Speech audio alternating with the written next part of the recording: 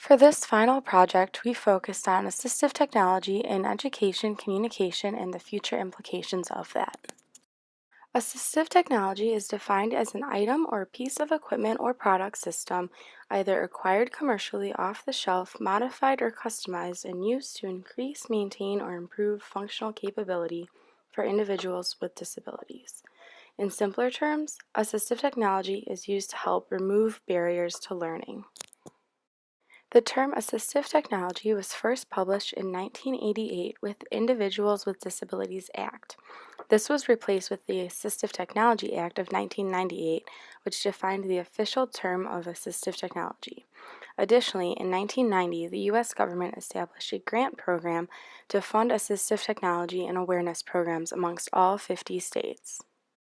Not only does assistive technology help supplement skills or traits that may be more difficult for some people, but it also improves quality of life. These devices and systems allow for people to learn and communicate to their highest potential, which benefits all of society.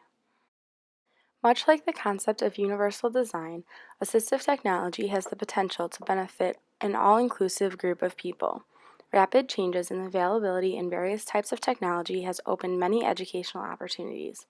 Although assistive technology can include a variety of devices, this research was focused on technology used to help people with disabilities learn with equal opportunities as anyone else. Although changes in policy over the past few years have allowed for more inclusive learning in more universal environments, there are still barriers that exist for students with disabilities. Because of limited resources and funding, it is not always possible for students to be integrated into an inclusive environment.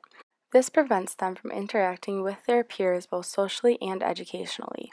A large barrier with these interactions are current levels of assistive speech devices. Additionally, many students require special accommodations for testing. We interviewed 2 specialists on these last 2 topics. We had the opportunity to talk to a graduate student in speech-language pathology. Her name is Suzanne Nanny. Suzanne is also a research assistant at Beckman working in the field of acoustics and speech perception. She primarily works with people who have cerebral palsy and dysarthria. The main objective of her research is trying to create a listener training program for speakers with speech disorders. Here we share recordings of some of the key points she relayed to us concerning her research and future goals. The first question that we asked Suzanne was, what was the scope of your research? We've shifted gears, and since I have been around, and are now just looking at how to increase the listener's perception of the speech and the listener's comprehension of the speech. So speech pathology typically, and what I do like in the clinic, we work on the speaker and like how can we change things about the speaker to make you a more effective communicator. And the cool thing about the research is that it's targeting the listener. How useful do you see this technology and program becoming? I think it could be really useful to them as long as they were open to it. What we're targeting is strangers.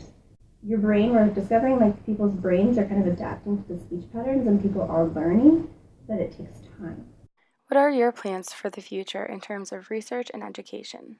I'm interested in stuttering, so ideally, and I'm also a professional yoga teacher, so there's like a growing body of evidence that has to do with mindfulness and stuttering.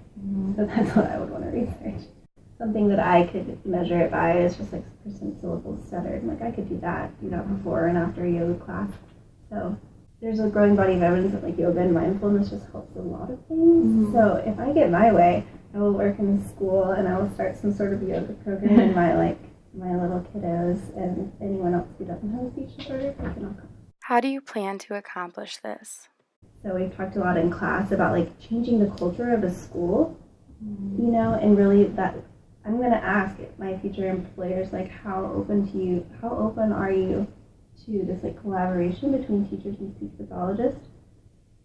And I feel like it's kind of like seeing things through rose-colored glasses. You're like, oh yeah, the work would be great, but in reality, like teachers, there's so much going on, and so does speech pathologists. Like you have a 60-kid caseload. These teachers have like every single second of their day planned out. When are you going to have time to collaborate? I don't know. Have a meeting with teachers before or after school, and like some of my classmates put together a presentation. They're like, this is all the things that speech pathologists do. We don't just work on R. It's a good step at just like educating people about what the speech pathologist's role is and about even like, all the things that the colleagues will do. Aside from our interview, I also had the opportunity to partake in one of Suzanne's experiments in the Speech and Hearing Science building. As I walked into the lab, I was guided into a booth to allow for complete silence as I partook in the experiment. In the booth, I was instructed to wear headphones and use a specific interface that would allow me to go through a series of modules in which I was supposed to decipher sounds and words from a person with a speech disorder. The data they are gathering from these experiments are being used to create programs and technology that not only enables the listener to more efficiently understand a person with a speech disorder, but also allows people with speech disabilities to communicate better. This effectively would bridge some of the gaps in communication. We also had the opportunity to interview Erin Walta, who works at DRES to provide testing accommodations to students that need it. The purpose of Erin's work is to provide the tools that are necessary for students to take their exam at an equal opportunity as their peers. Educational accommodations need to be approved by a doctor, but only are provided upon request from the students themselves. Erin has a wide range of work at DRES. They provide accommodations for proctoring exams, reading aloud for students, writing for students, or training students on specific computer programs like Kurzweil, Dolphin Easy Reader, JAWS, MathTalk, or Dragon. Kurzweil 3000 follows the model of universal design for learning. This means that the goal is to provide electronic learning for a broad range of students. The program promotes active learning and adapts the individual learning style of the user. This allows all students to have access to the same curriculum. JAWS is the most widely used screen reader on the market. JAWS was developed for computer users whose vision loss prevents them from seeing screen content. It is a popular program used by DRES to help students who are visually impaired. JAWS, desktop, to move between items, press the arrow keys. Dialog, to navigate use tab. Dragon Naturally Speaking is a speech recognition software that helps students with physical and learning disabilities. Students who are unable to write by themselves can quickly and easily transfer ideas from their minds onto paper. This is Dragon Naturally Speaking, speech recognition software that turns your voice into text 3 times faster than typing, with up to 99% accuracy, period. MathTalk is a more recent development that was added into the accommodations that DRES offers.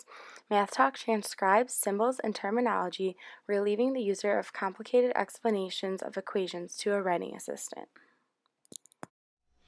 3x-ray squared minus 2x-ray minus 1 equals 0. Next line. Review quadratic formula. Next. Assistive technology is a wide-ranging educational tool that is growing in its use and importance and is required for consideration for all students classified with any form of disability. It will have an impact on changing the learning goals, the teaching methods, and the means of assessment for all students.